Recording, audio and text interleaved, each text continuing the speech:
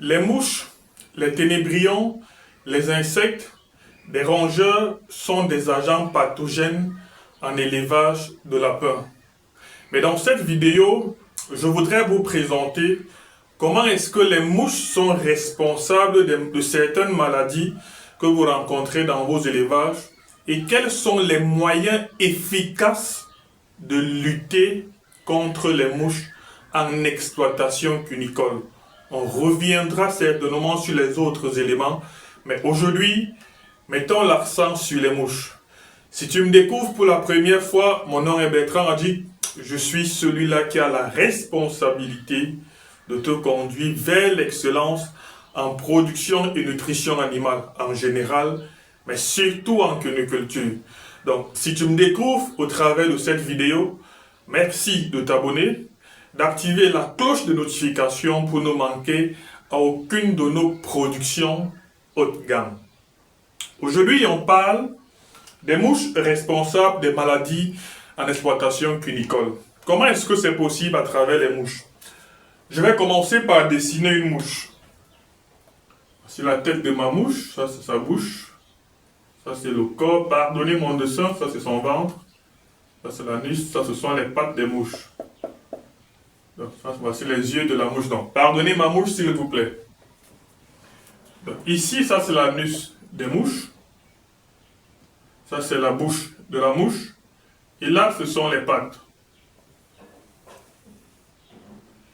Les mouches vont être responsables des maladies dans votre exploitation parce qu'elles vont elles vont déposer des agents pathogènes dans votre exploitation grâce à leur matière fécale. Donc, lorsque les mouches vont pondre les œufs, il y a des bactéries, il y a des agents pathogènes qu'elles vont déposer. Ça peut être dans le clapier, sur le clapier, partout où est-ce qu'elles vont se poser dans votre exploitation.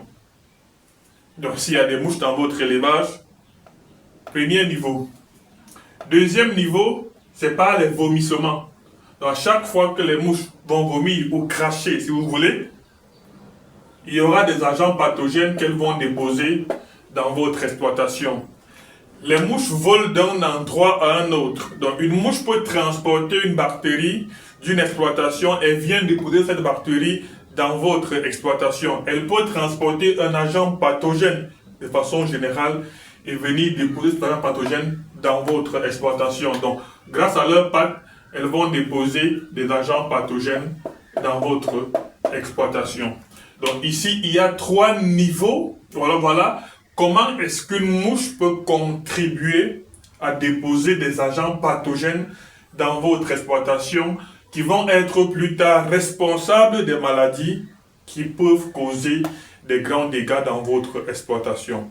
Ça, c'est uniquement le cas des mouches. Comme je le disais, aujourd'hui, on ne parle que des mouches.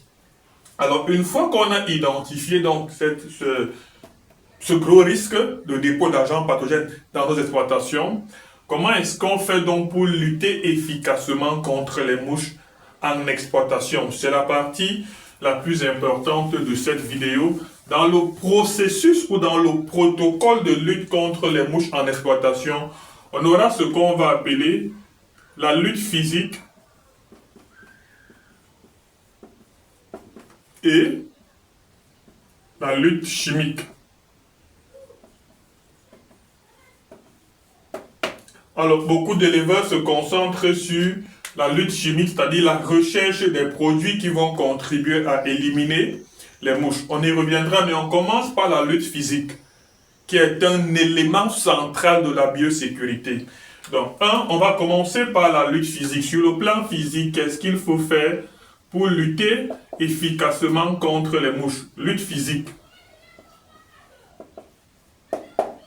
Le premier élément dans lequel il faut considérer dans la lutte physique, c'est la ventilation du bâtiment. Vous voyez que là, on parle de biosécurité, on parle de lutte contre les nuisibles, on parle de lutte contre les mouches, mais on revient à la ventilation. Donc, il n'y a pas de biosécurité parfaite si le bâtiment ne respecte pas certaines normes. Donc, la cuniculture, c'est une combinaison de tous les éléments. Lorsqu'on parle donc de la ventilation, donc lorsque le bâtiment est mal ventilé, Il n'y aura pas une bonne circulation d'air dans le bâtiment. Par conséquent, certains gaz vont se développer dans votre bâtiment et les mouches vont donc suivre ces odeurs. Premier élément physique, la ventilation. Deuxième élément physique, la deuxième lutte physique, la gestion des cadavres. J'ai pour habitude de dire que les cadavres sont l'une des causes majeures des maladies rencontrées en exploitation cunicole. Une fois qu'un animal est mort, il change d'odeur, il commence à dégager. Les mouches se déposent sur lui. Ils peuvent transporter son vecteur et le propager dans l'exploitation. Après même que vous l'auriez retiré de votre exploitation. C'est pourquoi je suis parfois choqué quand j'arrive dans les exploitations. Vous arrivez dans une ferme à 14 heures, vous trouvez un animal qui est mort. Donc, il est mort à la veille. Donc, il commence déjà à se décomposer, il passe le temps dans l'exploitation. Si c'est un lapéro dans une ferme, dans une loge maternité, les autres lapéros sont là, ils jouent avec lui. Les mouches sont là aussi, ils se baladent. Comment ça? C'est un peu choquant ça. Anyway, la gestion des cadavres. Une fois donc que vous avez retiré ces cadavres, ça ne suffit pas. C'est pourquoi on recommande toujours de brûler ces cadavres ou avant de les enfouir dans une fosse. Ailleurs, certains ont des conteneurs spécifiques uniquement pour les cadavres. Parce que lorsque le cadavre lui-même va commencer à se décomposer, on arrive dans certaines exploitations, on trouve les cadavres partout dans la cour. Mais ils vont se décomposer, ils vont sentir, les mouches viendront se poser là, transporter les agents pathogènes, ramener au sein de votre exploitation. Deuxième élément sur le plan physique, la gestion des cadavres. Troisième élément sur le plan physique, ça va être éviter les herbes autour de l'exploitation. Donc, gardez les abords du bâtiment propres. Parce qu'une fois que les abords de votre bâtiment sont sales, une fois qu'il y a suffisamment d'herbe autour du bâtiment, ça attire les mouches. Et automatiquement, s'ils sont déjà sur les abords du bâtiment, ils vont forcément rejoindre votre exploitation. Quatrième élément sur le plan physique, évitez l'humidité. L'humidité. Donc, pour éviter l'humidité, c'est simple. Il faut contrôler les canalisations d'eau. Il faut contrôler les pipettes pour se rassurer qu'il n'y ait pas de fuite d'eau. Parce qu'à chaque fois qu'il y a une fuite d'eau, cette fuite d'eau peut se mélanger avec l'aliment ou avec les crottes. Du coup, il y a une réaction chimique qui naît et ça crée des odeurs. Les mouches viendront se déposer. Et lorsqu'ils viennent se déposer, ils vont également déposer leur agent pathogène. Elles vont pondre, les mouches, elles vont pondre des œufs là. Ça continue à développer plusieurs mouches dans votre exploitation, surtout en saison sèche. Donc, évitez tout ce qui peut contribuer à l'humidité dans votre exploitation. Un autre élément, le stockage des aliments.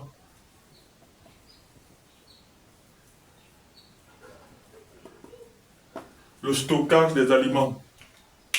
Où est-ce que vous stockez vos aliments? Comment est-ce que vous stockez vos aliments? Donc, un mauvais stockage des aliments va attirer les mouches vers ces derniers.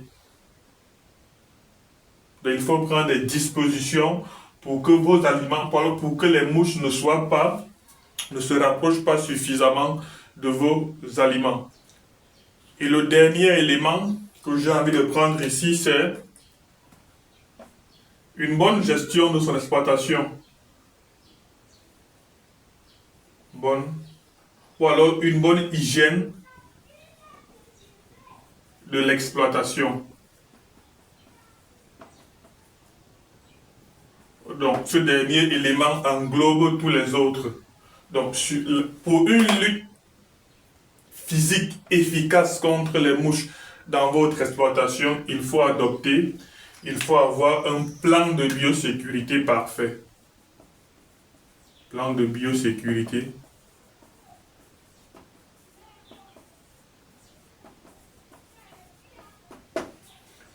Et vous allez remarquer que dans toutes les productions qu'on fait en ligne, on parle rarement de la biosécurité. Je pense que c'est le module le plus complexe en élevage de lapins. C'est le module le plus précieux en élevage de lapins. C'est le module en élevage de lapins qui renferme tous les détails qui vous permettent de réussir. Avec une bonne biosécurité, vous êtes épargné de tout ce qu'on appelle maladie dans votre exploitation. Et je pense même que c'est le module le plus long. C'est vrai que parfois on s'amuse à le séquencer, mais la biosécurité, c'est le module le plus long en élevage de lapin. Donc vous comprenez son niveau de complexité. Maintenant, ça c'était pour la lutte physique. On va aller, donc, il ne sert à rien d'éviter cette étape pour migrer vers des produits. Encore que lorsque vous choisissez des produits, il faut savoir les choisir.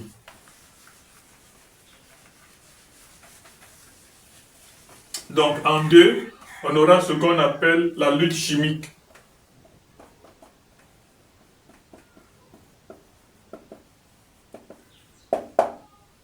Alors, dans la lutte chimique, on fait donc référence aux insecticides.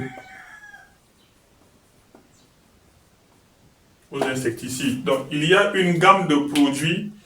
Donc, avant même de parler de la gamme des produits, il y a des critères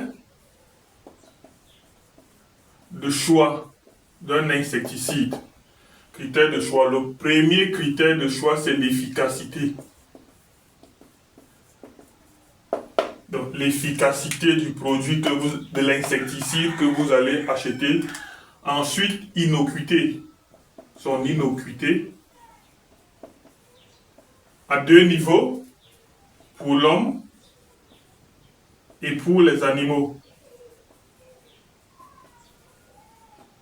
Donc, il ne faut pas choisir les produits au hasard. Il faut déjà identifier, parce qu'on aura des mouches, nos mouches ordinaires là, on aura d'autres insectes. Donc, avant de migrer vers un insecticide, il faut déjà se rassurer de son efficacité, de son innocuité pour les animaux et surtout pour les animaux et surtout pour l'homme. Parce que l'homme, vous pouvez vous masquer et puis vous gérer.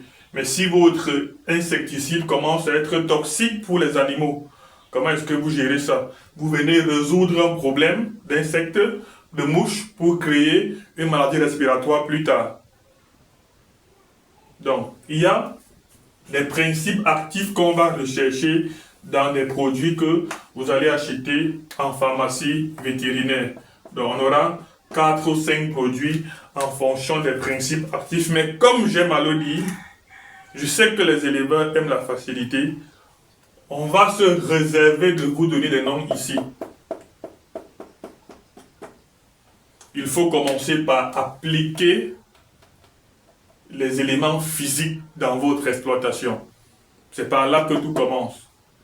Maintenant, pour ceux qui auront la chance de suivre une formation, on pourra mettre à leur disposition quelques noms de certaines molécules qu'ils vont utiliser. Mais pour le moment, je souhaite que chaque éleveur travaille sur sa biosécurité afin de se protéger contre les insectes, contre les mouches et contre tous les autres nuisibles. Parce que là, on a pris un seul cas de figure, les mouches. Il y a des rongeurs, il y a des oiseaux, il y a une infinité des éléments dans la nature qui peuvent contribuer à transporter des agents pathogènes dans votre exploitation. Merci de partager la vidéo, merci de liker et merci de vous abonner si ce n'est pas encore fait.